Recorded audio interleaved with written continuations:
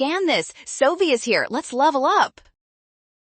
Finding the slope of an inverse function tangent line is actually super simple once you know the trick. Let's solve this problem together right now.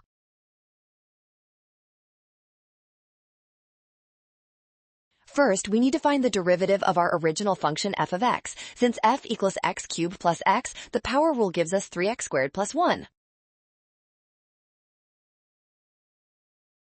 Next, we use the inverse derivative formula, which states that g prime of 2 equals 1 divided by f prime of 1. We use 1 because f of 1 equals 2. Plug 1 into the derivative to get 4. The slope is 1/4. Therefore, option D is the final winner.